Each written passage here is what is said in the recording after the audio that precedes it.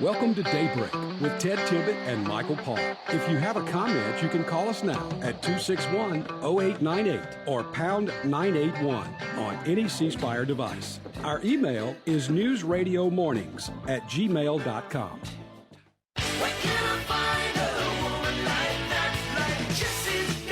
And it is 7:16, 16 minutes after 7 o'clock. It's Friday. We look forward to Friday for several reasons. Of course, the weekend, but possibly the biggest reason of all is Gene Valentino, Michael. Well, I mean, that might be your biggest reason. My biggest reason is it's Friday. Oh, you're back to Friday. And we got a long weekend. So you enjoy Gene. I'm going to sit back and relax. And I've got a cigar, Ted. I have not gotten permission to smoke in the studio from the owner yet. But maybe she's still asleep. Yeah, well, no, she's already gotten ready to go to work. But anyway, I have in my hand a 708 cigar. It's a Connecticut, and it's a really good cigar. And my friend Gene Valentino gave me several of these. I don't know, not the last time I was there, maybe the time before when I was in Pensacola visiting him. Gene, that's a really good cigar. Do you have more of these? Yeah, I'll get you some more if you want. Those are great cigars. Yeah, it's actually, you know what I like about it? It's got kind of a sweet taste when you put it, when you hang it out your jaw there. And I like that little bit of a sweet taste whenever it's not like an acid or anything like that. It doesn't have like a sweet smoke. It's just a sweet taste when you put it in your mouth. Folks, that cigar looks great on radio, I tell you. Let me ask y'all real quick. Michael Pohl really looks pretty dapper. That's all I can say. Gene, is that any better than the Habitampa I've got in my hand right now? Oh, is it really? Okay. Well, if there's any time of year we should kick up and reminisce and chuckle a bit, I guess now is it. This is the last show of 2023 That's before right. we enter our New Year's, guys. Yeah, and we're looking forward to it. Now, Ted, you don't smoke cigars. No, I don't smoke cigars, but there's a little baby in diapers out in the hallway says, "Is it time yet? Is it time yet?" Right. Well, you told me some kind of crazy story. We'll talk about that later. But I smoked some rum-cured crooks when I was in high school trying to be cool. Yeah, and didn't you get sick or something? I remember you telling me this story. Sick as a dog. I had an aunt caught me and my little cousin smoking cigars. She made them finish. And by the time we were through with that, we looked like Martians and, running around bumping heads there. So I haven't been much on smoking since. Well, I have a similar story with cigarettes. And so my uncle used to smoke those Picayune cigarettes. Do you remember those? Oh, yeah. Gene, did you ever see a Picayune? Gene, can you hear me? Oh, loud and clear. I thought you were asking Ted. No. I have never seen a Picayune, no. I think they're still around. I'm not positive, but it had no filter on it. Oh, it was rough. They were little short cigarettes. They were, very short. And I remember stealing a pack of those out of my Uncle Joe's house. And me and a friend took them out to smoke them. We were going to be cool and smoke them. And oh my goodness, I never got so sick in my life. I'll never forget that. But anyway, we've taken up a lot of your valuable time. Gene, you only join us once a week, and I'd like for you to have the opportunity to go ahead and, get started talking about what you want to talk about. Welcome. Oh, well, you guys, first of all, it's a time for a little gratitude. I'm a lucky guy to have had Michael Pohl and Ted Tibbett in my life this past year. They've been not only great friends, but real partners in helping me and inspiring me to good things, bigger things, greater things. Are you trying to get a raise? Michael, huh? Are you trying to get a raise? Yeah, I would like 10% more than you paid me last week. Okay. Well, I think we might be able to arrange that. Go ahead. No, it's been a wonderful experience being a contributor on WMXI. And weekly is good for these 15 minutes because we get a chance to focus on some hot issues. But I'm leaving 2023 with a little bit of resilience and faith that our positive will and the spirit and faith in our Lord will be the strength we need to conquer evil, the evil we've seen in 2023. Christmas this year was for me, about light conquering darkness. And I believe the remedy for 2024 is this innate, spontaneous spark of giving and generosity we all have. And as you have done with the WMXI team to the Pine Belt, and you've always been very giving and grateful to the community, and I commend you for that. And it shouldn't go unnoticed, and we need to take pause and remember those good things from time to time, because if we don't, we'll all go crazy. Yeah. Well, and that's all I wanted to say on the humble pie stuff, where it sits all that. I do believe in the human spirit overcoming evil. And I think I'm very concerned that right under our nose in the next day or two is the Times Square ball dropping in Times Square, the target of a potential terrorist attack. And we what will what will happen? I mean, I worry. This is one of those years, Gene, where the worry level for all of us is very high.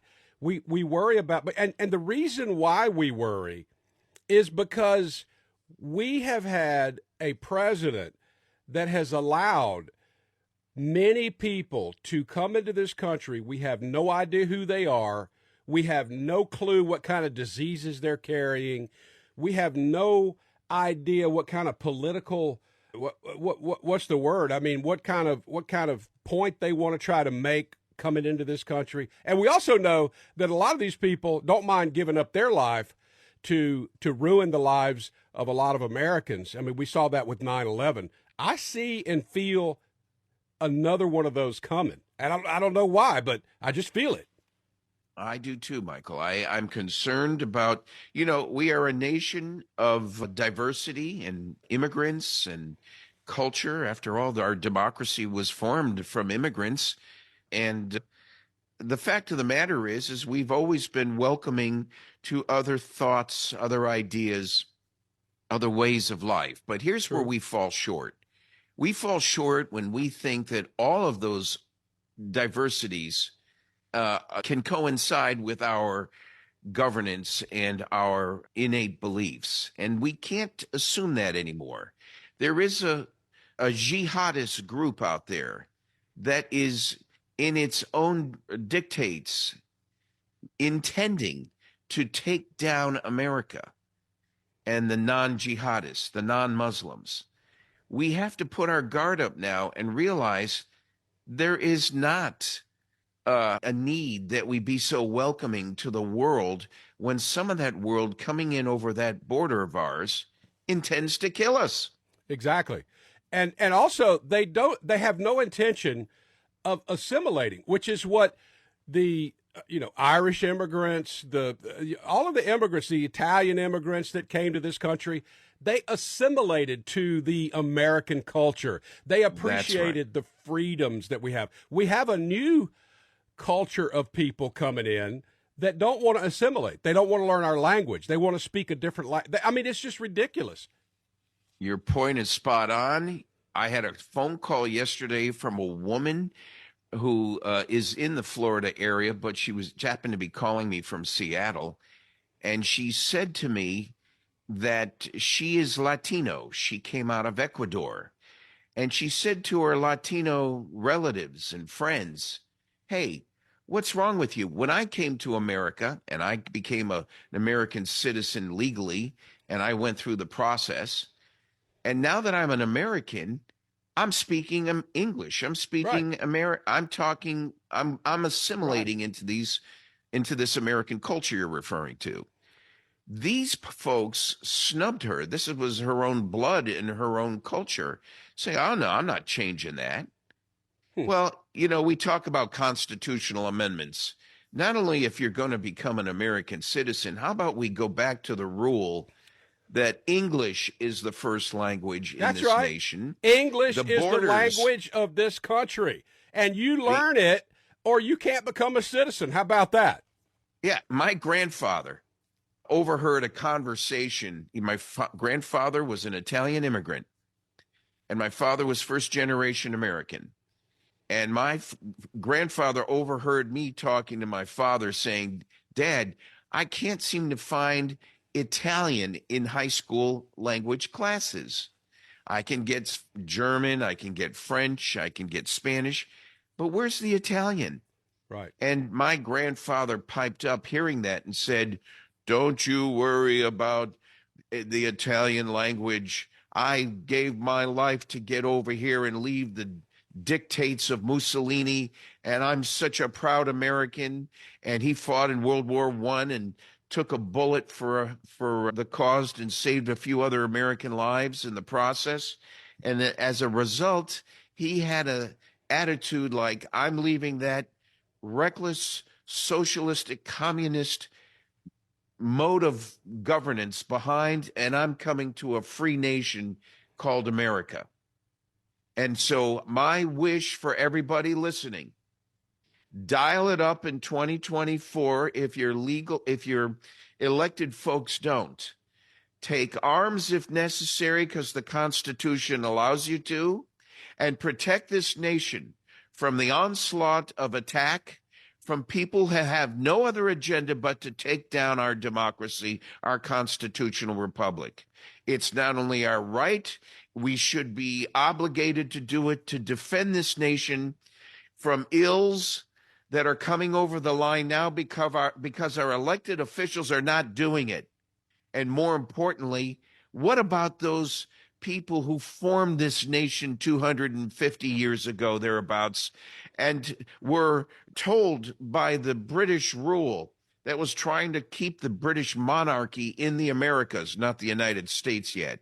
What about those folks that had to listen to hostile British military folks that were here trying to seize control of America? They were told to string up every person believing in that and hang them from the highest tree in the front yard so that they would be a good example for everyone else to see, to set the rule in place. These were people, folks, that you and I did not know. Some of them we did.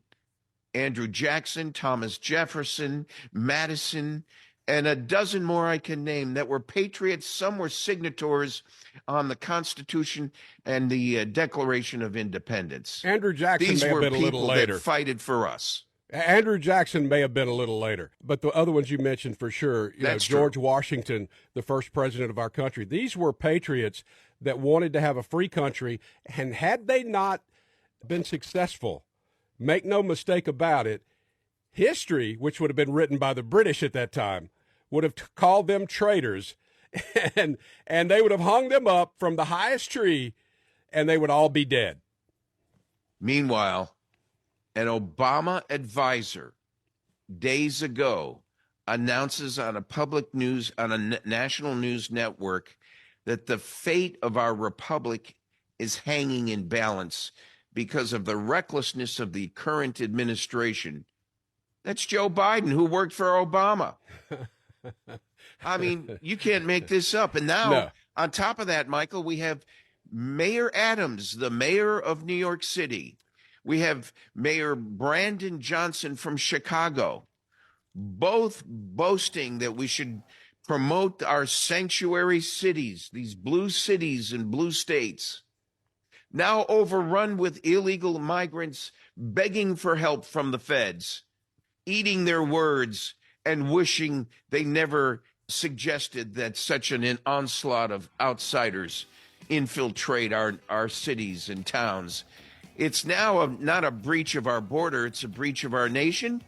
And in 2024, I regret the elections take so long to get things done, you better lift your arms up and let's protect this nation. All right. Thank you, Gene. Happy New Year.